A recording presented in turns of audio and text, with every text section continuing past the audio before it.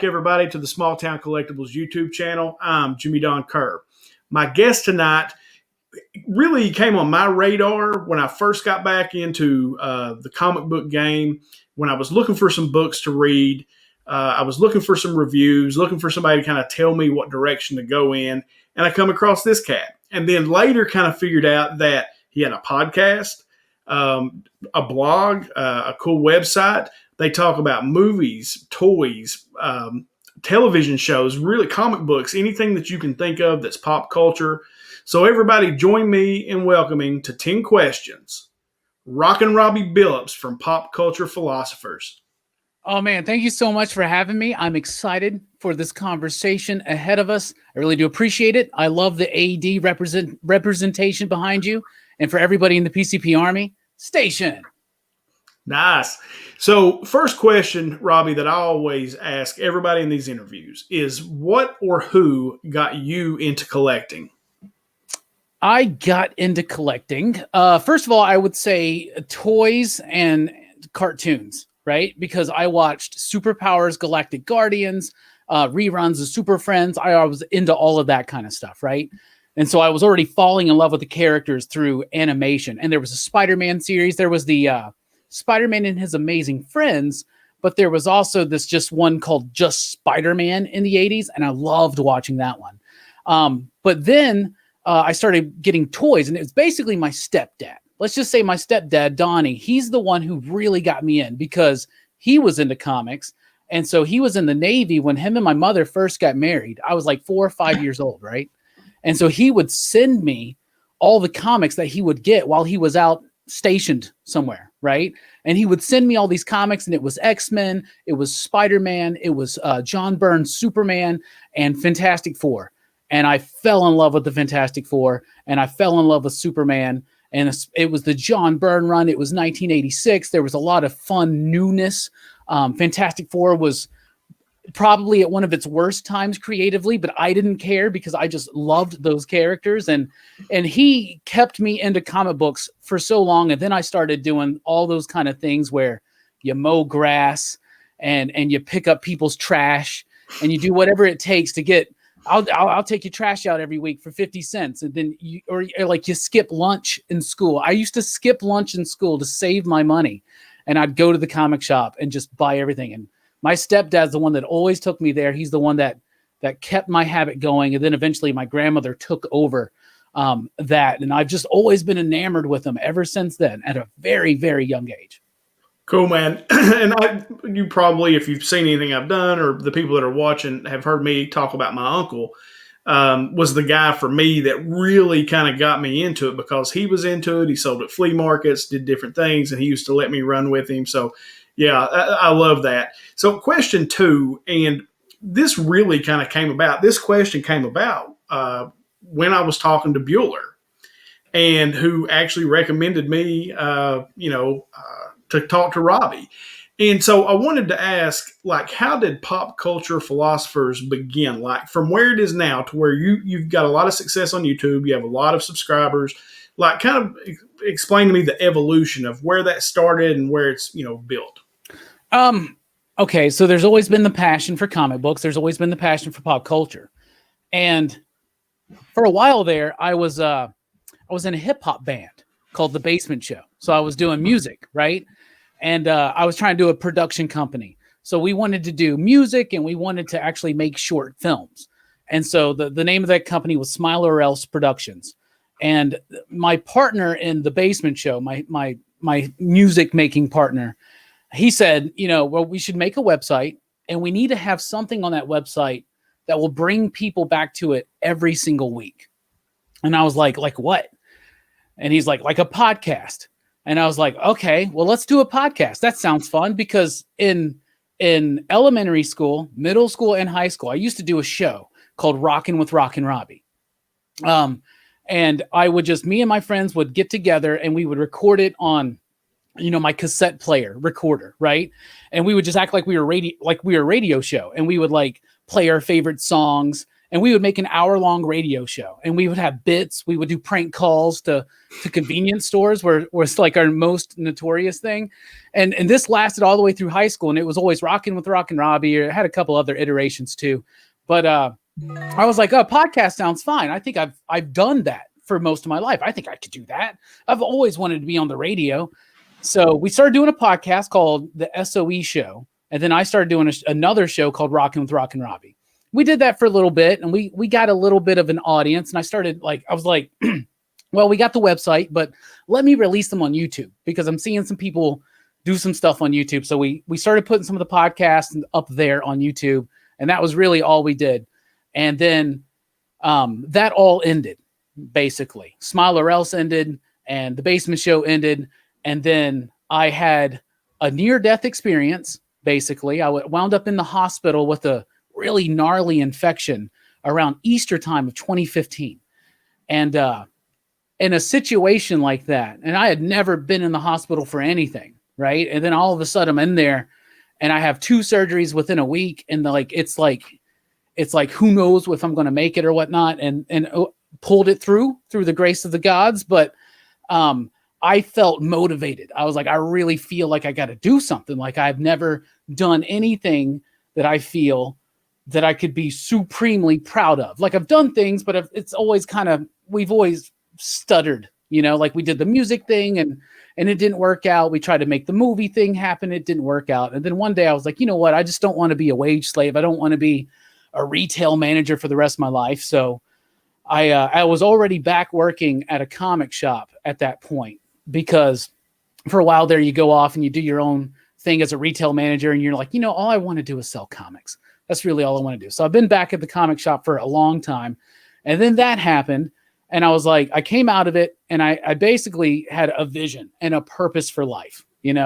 I was single, I was on my own, and I felt like I had a very profound, life-changing experience in the hospital, almost a near mystical experience, right? Of just, you got to do something. You got to do what you want to do. And what I felt like I wanted to do was talk about philosophy and pop culture. And so I came up with the idea of Pop Culture Philosophers. I hollered at my homie John, who Smile or Else, the Smile or Else show was, the SOE show started with me and a few other people. But then at the end of it, the tail end, I brought in my buddy John, almost a near lifelong friend.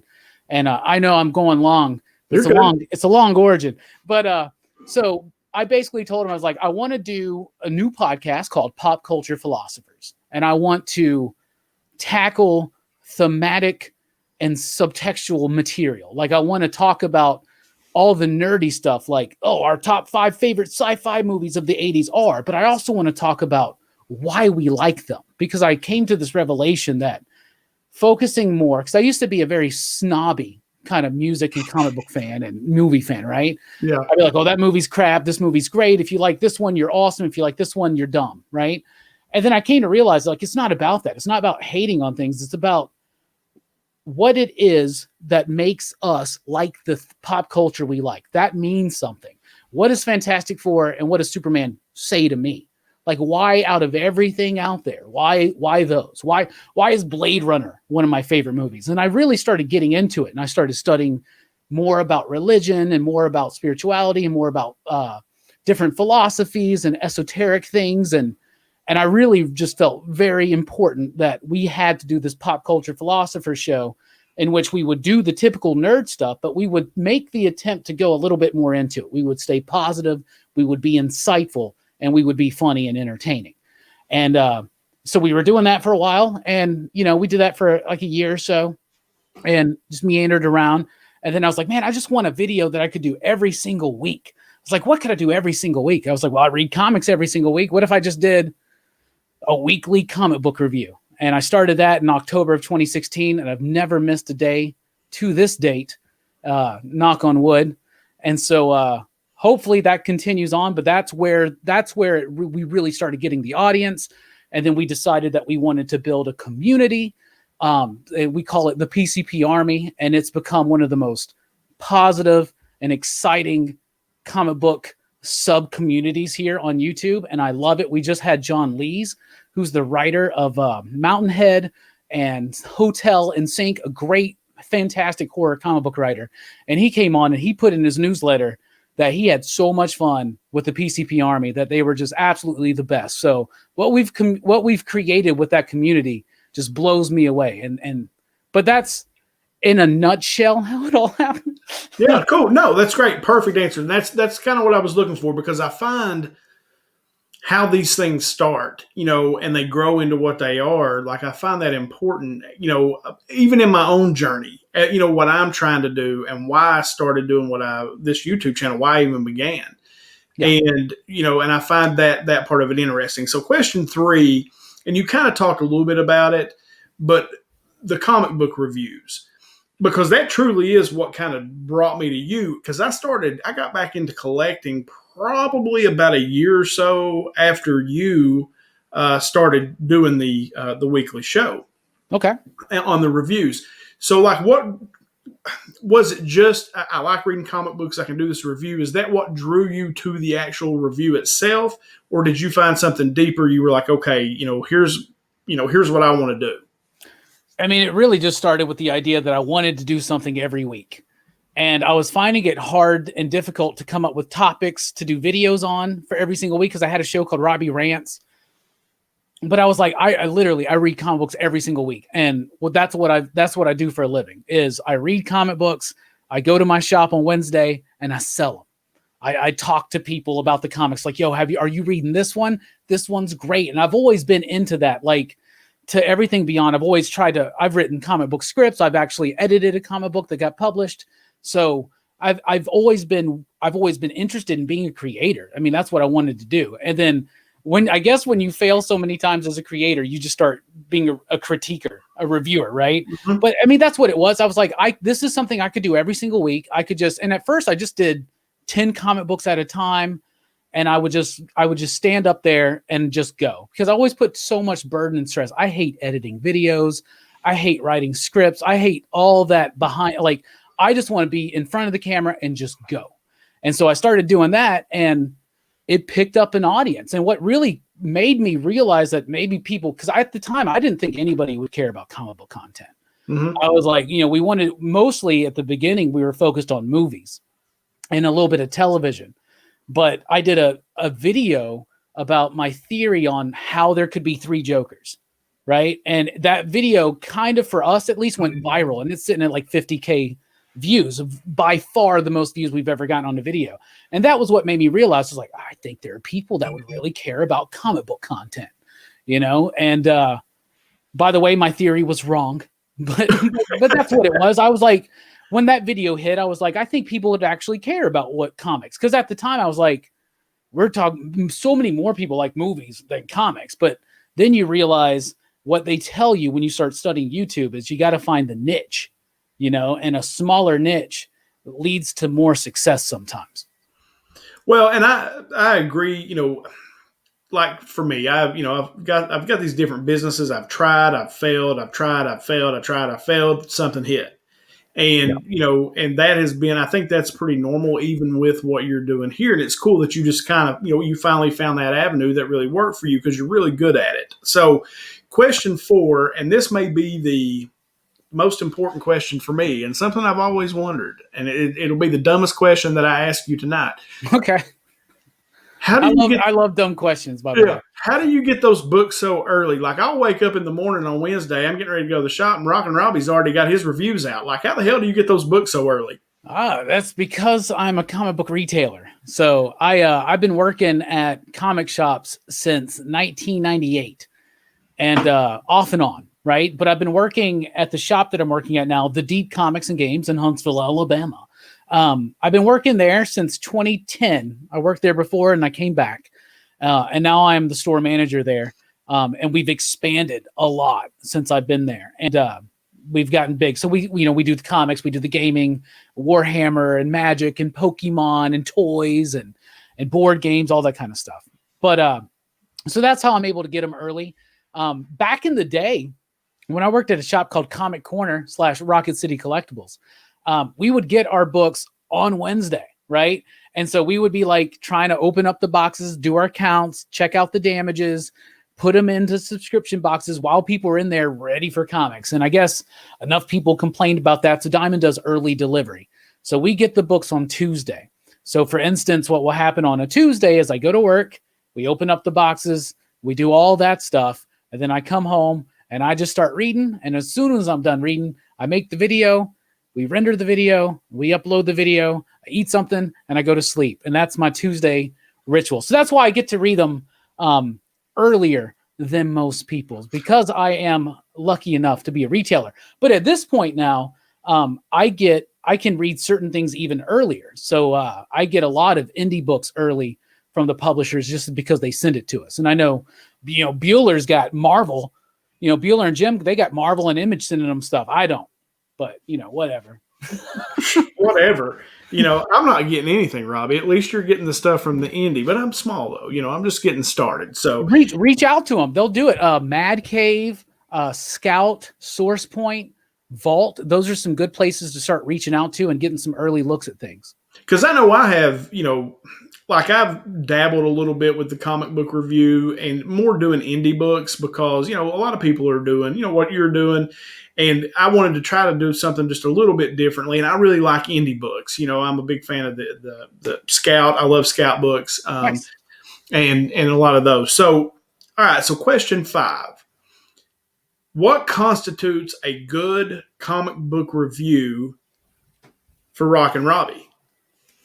What constitutes a good comic book review? That's a great question. For me, I see plenty of reviews that are basically people telling you what happens in the book and what they themselves think about the events that happen in the book.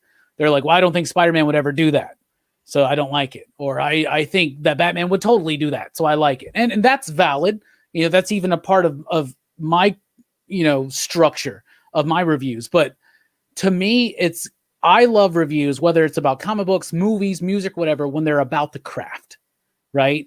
If you're just sitting there putting up your expectations on the story or your expectations of what the characters would or would not do, that's not what I'm interested in. I'm interested in, and was the creative team, did they execute the book well? How did the colors pop? Do they match the tone of the story? Does the line work match the tone of what the writer's trying to convey? Is there subtext without being preachy? Is there meaning behind the story, but without putting it so obviously that it just comes across as preachy, and nobody likes a book like that, So I like a book that's rich with meaning, and I like a review that does the same thing, basically. Cool. And that's one of the things I found by watching your review. And like I said, it's what really kind of drew me to your channel in the first place was you could kind of tell me without telling me, okay, this might be a book that I would dig. It flows well. The art, like good art. And I'm interested to see what you think about this, because this is what I think, especially with art, is good art almost fades to the background.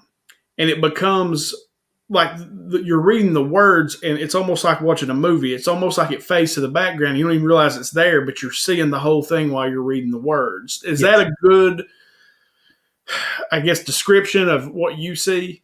Yes, it's the exact same thing like in a movie. If you don't notice the camera work when you first watch it, that means they did their job.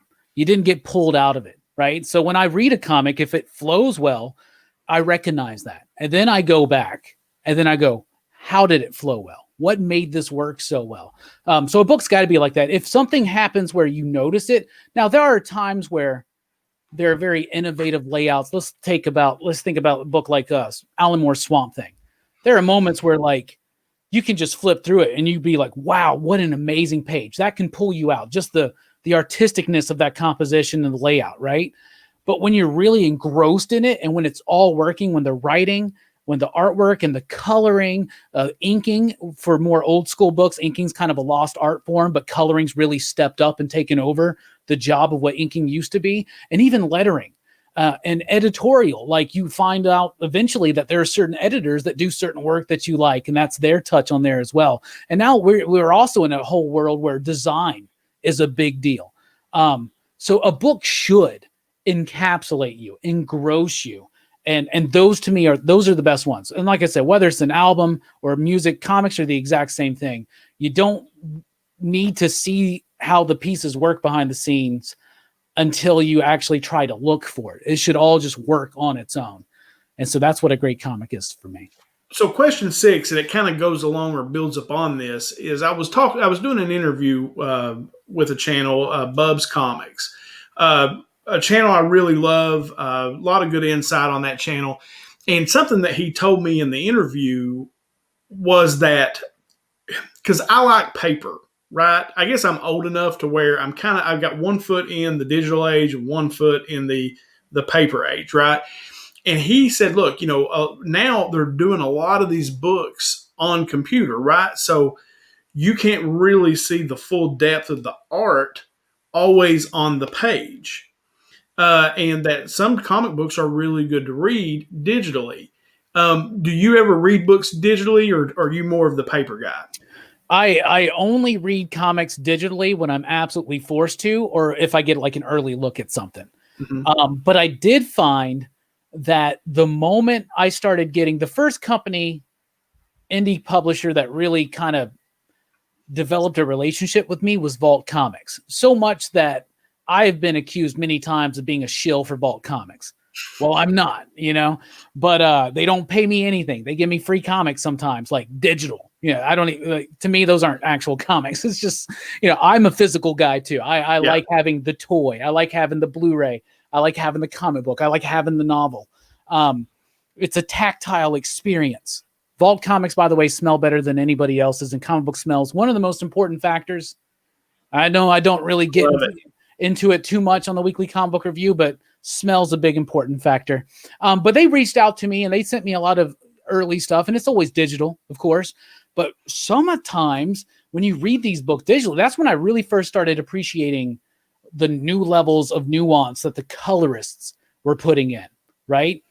Because I used to be that guy back in the day. Have you seen Chasing Amy? I'm sure you have, Sure. right? Yeah. I have, and the whole you're just a tracer kind of thing. I was always that guy. I was like, no, the inker is way more important than tracing. Look at this image of Dracula inked by 10 different people. Look at the depth and texture of this one. I was always into that. In fact, I tried to be a comic book artist for a while, but I found out I was a better inker than an actual artist. But then I just wanted to be a writer. So that's sometimes on the digital page, because when I read digital, I usually read it on my computer, the big monitor here. And you can see like some of the nuance that the colorists put in their books now. And that's what I meant when I said that they've basically replaced the letterer, or the inker, because to make comics quick and efficient, they used to just have a guy do kind of rough pencils sometimes. And the inking would really be what fleshed it out. Nowadays, I see it happening with the colorist. And the coloring in books now, they add so much depth and texture. And honestly, sometimes because of how cheaply certain companies, like I'll say this, Marvel produces their comic books so cheaply that they look better digitally. And I think that's a sad, sad thing. But there is an element of digital comics where it pops more. Like we only find them when they're dead. So much better read digitally. You read it on the page, it looks muddy and dark. But that's what he was kind of saying is like, I'm sorry to interrupt you, but that's what he was kind of saying was like, he was kind of using Batman, for example, how Batman will be very dark. And sometimes on the page, it's hard to see. But when you get the digital version of it, you can see the depth and the intricacies that actually went into, like you said, coloring and doing all those things, and it just makes it pop. Yeah. Yeah. The colors used to basically be like a paint by numbers kind of person, right? They would just be like yellow here, blue here, red there, combinations of them. But now they are literally painting digitally. Like I've seen it. We had Nolan Woodard came to our shop for a free comic book day. He's a colorist at Marvel in particular. He's done a lot of work on Fantastic Four, on Star Wars books. He was coloring a Darth Vader annual when he was there. And I was watching him work. And it was not just click and point, point and click. He was literally painting, but albeit digitally. I know a lot of artists do their line work digitally too. And that's kind of what stopped the idea of, but yeah, they can be more vibrant. Like DC, they got sturdier paper stock, but it's different paper stock. And I remember when they gave a note editorially to everybody, and they were basically saying, you can't use these colors. They're not going to pop so well on the new paper quality, right? And a lot of people had a problem with that. They do look better sometimes digitally. But certain indie publishers especially find a way to make those colors pop regardless. Boom and Vault and Aftershock in particular. Cool. Thank you. So question 7, and again, it kind of goes back. I ask similar questions in most of these interviews, but the people that I talk to that have had some success, such as you, building a community on YouTube, kind of like a sub community, I always want to ask, like, what are some of the things, if you were giving tips to somebody like me who is really getting started, trying to build something, like what kind of tips would you give someone? Things that you experience, like, hey, I don't want the secret sauce, ingredients, but just something where you could say, hey, here's a couple of things that you ought to remember as you try to build your channel. The number one thing is authenticity. Authenticity, because a lot of people will come to your content because, obviously you should have something of value. If you have something of value, someone's going to check your content out, right? But what makes someone want to keep coming back and check out literally everything that you do? I didn't really even notice this stuff until at the end of 2019, Jim Mint from Jim Mint Collectibles had this idea that he would do a weekly kind of spoiler-filled discussion on the week's comics with other comic book YouTubers. And he invited me, and he invited Bueller, he invited a few other people. Matt from The Boy Who Had Seven, Chad was on a couple. That's where I met Dylan from Dylan's Comics. That's where I met Bueller. That's where I met Jim. And that was the first time I realized that I was part of a larger community already, right? And those were some of my first real live streams. Now, I've been doing Rockin Robbie Live for a while, and that's when I really started feeling the community. So people that would just sit there and watch me chat with them live for an hour, like those are people that are very dedicated. And so I was like, well, let me just answer their questions. And that's what it was, is I go to every person that ever leaves a comment on a live chat. I try to talk to them, on Rockin Robbie Live. I try to make that connection. I try to, to hit every single thing. But then the audience just grew. And it was when I started doing more live streams, I was actually able to be more myself. I wasn't just this. If you look at some of my early comic book reviews, you can definitely tell that I'm aware I'm on camera and I'm performing, right?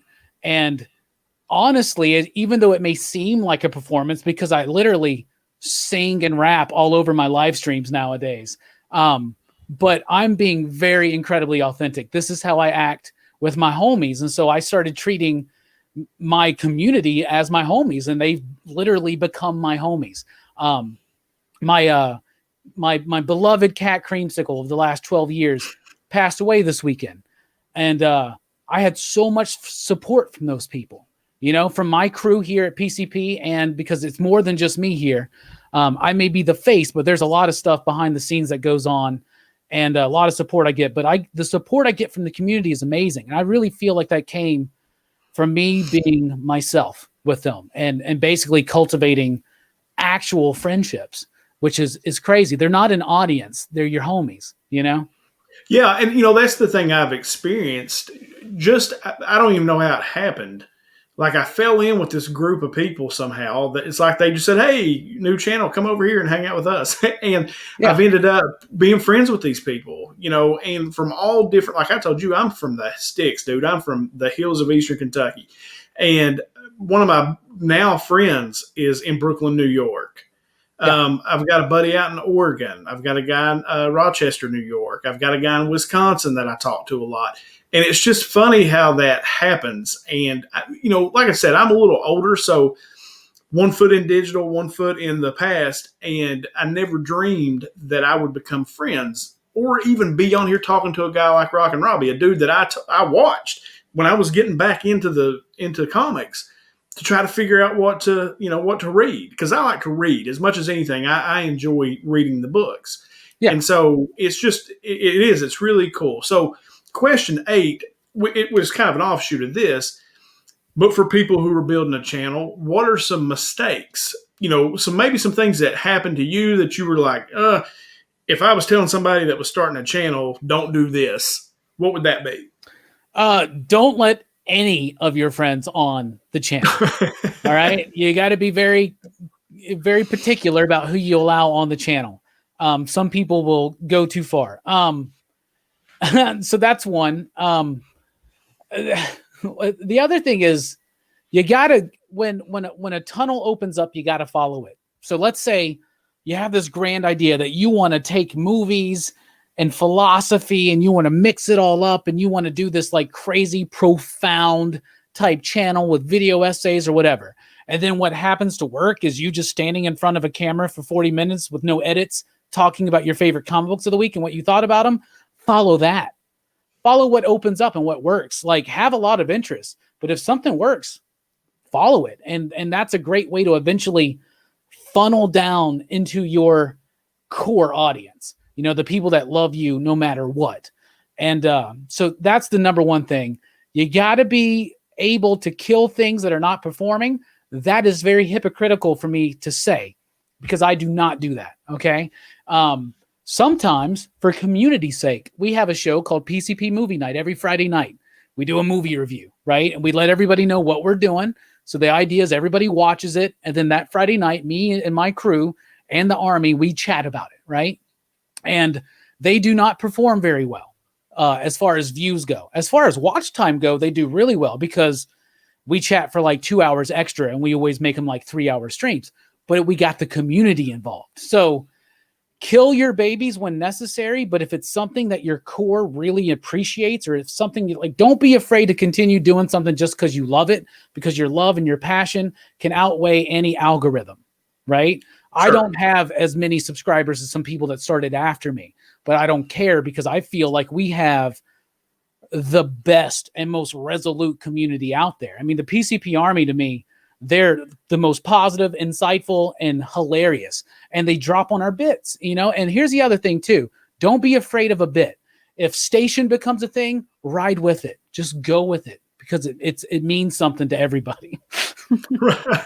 Cool, man. No, I love it, man. Because that's one of the things, you know, like I started the channel, started doing some things, and I started really, because I'm a numbers guy, like in my day-to-day life, in my real life. I'm a numbers guy. Yeah. And so I look at a lot of statistics. I look at a lot of analytics, and I really started looking at the analytics, and I kind of made a decision. Okay, here's what's working for me. Here's what I really love doing, and here's what people respond to. And so I started knocking stuff off. You know, I'm not going to do this anymore. And then I've kind of honed it down to what I think could work, and then I'm going to kind of watch that and do that. So it's good to hear that is something that you should do, whether you do it yourself or not. You know, to know that is the right thing to look at. You know what I'm saying? To, you know, and to also know what analytics to look at. Like, so many of us are obsessed with view counts and subscriber numbers. But what's more important, I found, is how many people watch your biggest video compared to the number of subscribers, right? Is it 80% of your audience? Is it 60? Is it only 30? That's kind of important. And watch time is the most important thing over views. I am not an expert on this stuff near as much as like a Nick Nimmin or anybody else like that, or even in the comic book community, like Jim is like the expert at figuring out algorithms and analytics, and Bueller is really good at his the way he defines titles and tags, right? For me, it's about cultivating that audience and watch time. Watch time to me is more important than the number of views. The more time that people spend on YouTube, the more YouTube rewards you. Does that make sense? Yeah, absolutely. No, it makes total sense. And that's one of the numbers I've really been looking at, trying to focus on, because you can get addicted to worrying about the subscriber count. Yeah. It's when people are watching your video, are they watching it? Like, I pay a whole lot of attention to the particular metric that shows when people dip out of your video. Yeah. You know, and I've went back and started tracking, okay, what am I talking about during that time? Is there something I can do to keep them interested for another few minutes to get to the end? And so I think that's great advice. I really like that. So the last two questions are just kind of basic, little, getting to know Rockin Robbie just a little bit better. And so this first question, or question number 9, is question 9A and 9B. 9A, how'd you get the name Rockin Robbie? Is it just because it sounds cool with Robbie? Rockin sounds cool with Robbie? Or did somebody, a buddy, start calling you Rockin Robbie? How'd that come about? They call me Rockin Robbie because I told them to. That's basically it. I love it. I am a big fan of alliteration. And when I started doing my stuff in elementary schools, when I first started doing those taped radio shows that I was telling you about, it was me and my cousins. So it was Rockin Robbie, Jazzy Jeff, and Magic Mike. Love it. Yeah. All right. So 9B. What does Rockin Robbie collect? Oh, I collect comics, movies, novels, and toys. Any specific characters or titles that you love most? Oh yeah, my number one favorite title that I will always get, no matter what, is Fantastic Four. I will always get Fantastic Four. That's my number one, and that's been since I was 5 years old. So I've never missed an issue of Fantastic Four. I always collect Aquaman. He's my favorite DC character, a hero, I should say. My favorite overall character is Doctor Doom. Nice. And I'm also a big Night Thrasher fan. So anything Night Thrasher appears in, I'll get it. I'm a big Blade fan. So Fantastic Four, Blade, Night Thrasher, which leads into New Warriors. But I only like New Warriors if Night Thrasher's there. If he's not there, I really don't care. I collect toys like crazy, horror stuff with my movies. I'm big into sci-fi, big into horror. I do a show on Dylan's Comics every Saturday now called Dylan's Horror Show. I'm the co-host, and that's a big thing. We always make Horror Fest a big deal for our movie reviews. And Power Rangers. Super Sentai, I have an insane amount of Zords and Power Ranger toys and Power Ranger comics and all kinds of silliness. And I'm also a very avid Star Trek fan. Nice. And I have many Blu-rays and more books. I have more Star Trek books than I have of anything else. But yeah, those are the big ones right there. So look, I want to ask this question because I don't know why. I just feel like you're the guy to ask. And this more has to do with me than it does anything. So I am a huge Superman fan. Okay. Always have been. Small town kid, truth, justice, the American way. I had a very patriotic father. You know, he always kind of spoke to me. I don't know, even the goodiness of it. You know, Captain America too, for that matter. And I get a lot of Superman hate. And I didn't know until I got on YouTube that there was, you know, people thought Superman's a wimp. Why? Can you explain to me why that is? It's because of Batman. Honestly, it's because of Batman. And here's the thing that I think people need to realize. I love Batman, okay? And Superman was my first comic book love over Batman. But then I was fascinated with Batman. I always wanted to start collecting and reading Batman. And when I got the chance to do that was during the Nightfall era, right? And so Batman is incredibly popular and resonates with a lot of people. And what does Batman represent? He represents sacrifice. He represents, I think most people feel like they have to sacrifice some elements of themselves for the good of their family or for the people around them. And sometimes I don't think in a necessarily good way, like in a healthy way. Does Batman sacrifice in a healthy way? I don't think so. Because he doesn't, honestly, if you look at the story of Batman, Bruce could do so much more as a philanthropist, right? He could do so much more than just going out and beating up people. That's like this obsessive thing. A lot of people recognize and respond to that, and I understand. But what I think we all need to do is grow up and become Superman fans. Because Superman represents something so pure and ideal. I always tell people, symbols have power. So be wary of putting a bat symbol on your body, right? Because there's a lot of negativity that symbol, a lot of pain that's inviting, right? That symbol represents. Superman is a symbol of hope. He's a symbol of optimism. He's a symbol of peak performance. And I know that Batman is a symbol of peak performance, and that's great. So wear your bat sigil when you go out there to the gym and work it out. But Batman is a symbol of tragedy and pain and hurt. And Superman's not about that. Superman is something so inherently good that I think, honestly, and maybe I'm getting a little teen dog shadesy here, but I think that Superman represents and awakens something inside of us all that we all know. That I liken it to the Christ center, right? What Superman represents to me is the same thing that like the Christ figure represents. It represents the idea that you inherently are good. You are deserving of being loved, and you deserve to love this world and give this world everything you got because you are here for a reason. And I feel like that's painful for a lot of people to accept. And I find that to be very, very sad because That's something that's like we all are deserving of being loved and to love. And that's what Superman represents to me. And I think that's why he shies people away from him. But we need to be more Superman fans than Batman fans. Love it. Love it. Yeah, I love that answer because I really do. I love Superman like I always have. Like, I don't know why. I mean, I just love Superman. Aquaman for me, too. I was surprised you said Aquaman because he's a big one for me, too. I love Aquaman, which I'm more of a DC guy. When I was growing up, like you said, you were watching the cartoons. For me, it was when Super Friends was on. You know, I had very limited channels living in the hills. I think I always tell this. We had 3 channels, then we got cable, and we had 7. So, you know, but that's what I got to watch. It was like Super Friends, Saturday morning cartoons. It was more, DC. All right. Well, Superman's that guy that, like, no matter what you do, Superman's not going to hate you for it. Batman will beat the crap out of you, right? It'd be like, where is the detonator? But Superman's like, it's okay. It's okay. It will be okay. Like that scene, you read All-Star Superman if you're a big Superman fan, right? Yep. The one scene, right? The most famous scene where the one kid's about to commit suicide. And Superman just takes time out of his day to show up and be like, you're stronger than you think you are. You can do this. It's okay. We all feel like this sometimes. That brings me to tears, man. Yeah, that's probably one of my favorite all-time Superman runs is that All-Star Superman run. I love that one, man. It's so good. All right, so question 10, and then I'll let my man get out of here.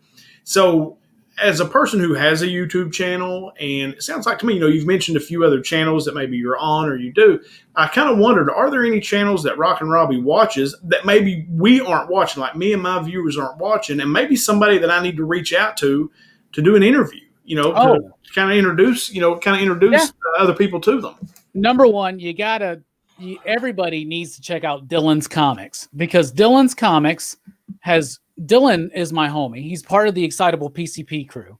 And he is such a horror fan that I have recently gotten into his ear and convinced him to do this entire show about horror on Saturday nights. And I do that with him on Saturday nights at 9 p.m. Central Time on Dylan's Comics.